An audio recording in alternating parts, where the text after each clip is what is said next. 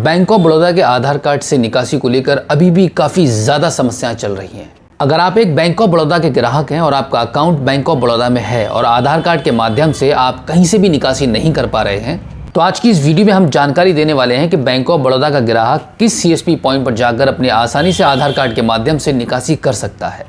दोस्तों, मेरा नाम है बिलाल खान और आप देख रहे हैं स्मार्ट शॉप। वीडियो के शुरू होने से पहले मैं आपको बता दूं, अगर आप पहली बार हमारे स्मार्ट शॉप यूट्यूब चैनल पर आए हैं और अभी तक आपने सब्सक्राइब नहीं किया है तो प्लीज़ एक बार सब्सक्राइब कर लीजिएगा और बेल आइकन को भी प्रेस कीजिएगा। आप अगर एक सीएसपी संचालक हैं तो किसी भी कंपनी के या किसी भी बैंक के सीएसपी हो सकते हैं,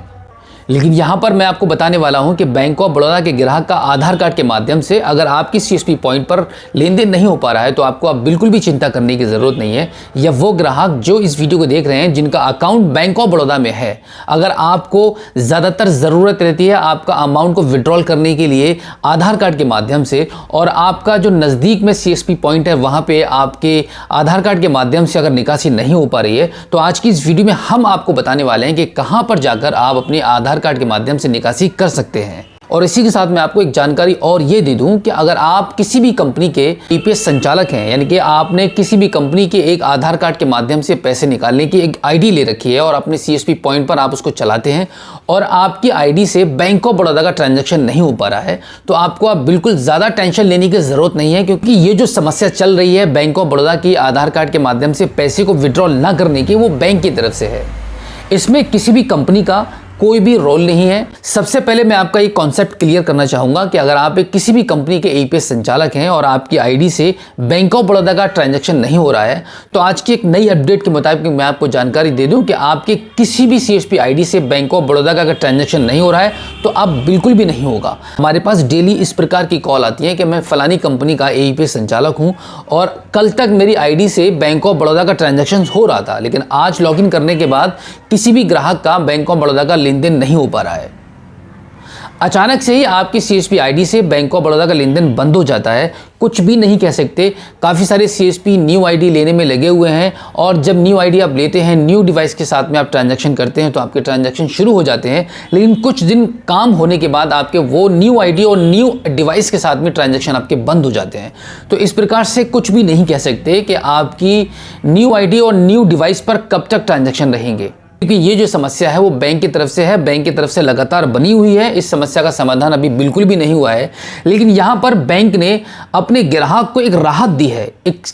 इस समस्या का समाधान कर दिया है। वो ये है कि अगर आप एक किसी भी प्राइवेट कंपनी के ईपीएस संचालक हैं तो ये ज़रूरी नहीं है कि आपकी सीएसपी आईडी से सभी ग्राहक का लेन देन होगा। यह कब तक होता रहेगा, अगर बंद हो चुका है तो कब चालू होगा, कुछ भी पता नहीं है। लेकिन आज की बड़ी अपडेट के मुताबिक मैं उन सभी बीओबी के ग्राहक को बता दूं जो आधार कार्ड के माध्यम से पैसे को निकालते हैं कि अगर आपको आधार कार्ड के माध्यम से पैसे निकासी करने की ज़रूरत पड़ती है तो आप किसी भी बैंक के रजिस्टर्ड, आप किसी भी बैंक के सीएसपी पॉइंट पर जाकर अपने आधार कार्ड के माध्यम से निकासी कर सकते हैं। बैंक ऑफ बड़ौदा का ग्राहक, यानी कि बैंक ऑफ बड़ौदा का ग्राहक किसी एक ऐसे सीएसपी पर जाता है जो किसी भी प्राइवेट कंपनी की ईपीएस आईडी को लेकर चला रहा है, तो वहां पर उस ग्राहक का लेन देन बिल्कुल भी नहीं होगा। अगर बैंक ऑफ बड़ौदा का ग्राहक उस सीएसपी पॉइंट पर जाता है जो डायरेक्टली बैंक से है, जैसे कि स्टेट बैंक ऑफ इंडिया का सीएसपी, बैंक ऑफ बड़ौदा का सीएसपी, बैंक ऑफ इंडिया का सीएसपी, पंजाब नेशनल बैंक का सीएसपी, इस प्रकार के जितने भी सीएसपी मार्केट के अंदर चल रहे हैं डायरेक्टली बैंक के थ्रू, तो वहां पर बैंक ऑफ बड़ौदा का ग्राहक आसानी से आधार कार्ड के माध्यम से निकासी कर सकता है। जितने भी सीएसपी जो बैंक के थ्रू चल रहे हैं वहां पर बैंक ऑफ बड़ौदा ने परमिशन दे दी है अपने ग्राहक का लेन देन करने के लिए। इंडिया के अंदर जितने भी सीएसपी बैंक के थ्रू डायरेक्टली चल रहे हैं वो बैंक ऑफ बड़ौदा का लेन देन काफी अच्छे से कर पा रहे हैं। बिल्कुल प्रैक्टिकल की हुई बात आज की इस वीडियो में मैं आपको बता रहा हूं। इस अपडेट को जानने के बाद काफी सारे वो सीएसपी जो किसी भी कंपनी से चल रहे हैं, यानी कि डायरेक्टली बैंक के थ्रू नहीं है, आप किसी भी प्राइवेट कंपनी के थ्रू अपनी ईपीएस संचालक हैं, तो अब आपके मन में एक सवाल जाग उठा होगा कि अब आपको किसी भी बैंक का एक सीएसपी हो जाना चाहिए, आपको किसी भी बैंक का एक सीएसपी लेना चाहिए। तो मैं आपको बता दूं कि किसी भी बैंक का डायरेक्टली सीएसपी लेने के लिए तब सोचिएगा जब आपके पास सबसे ज़्यादा बैंक ऑफ बड़ौदा के ग्राहक आते हैं। आपके आसपास में बैंक ऑफ बड़ौदा की ब्रांच है और वहाँ पर आपको सबसे ज़्यादा ग्राहक आपके बैंक ऑफ बड़ौदा के हैं, तब आप ये फैसला कर सकते हैं कि आपको किसी एक बैंक का सीएसपी हो जाना चाहिए, आपको किसी एक बैंक का सीएसपी ले लेना चाहिए, जिससे कि आपके ग्राहक न टूटें। इसी के साथ मैं आपको जानकारी दे दूं, अगर आप इंटरेस्टेड हैं किसी भी बैंक के CSP लेने के लिए तो आप हमें कमेंट में लिखकर बता सकते हैं। डेफिनेटली हम एक ऐसी वीडियो लेकर आएंगे जहां पर आपको एक मुकम्मल कंप्लीट जानकारी मिलेगी कि कैसे आप किसी भी बैंक का CSP ले सकते हैं।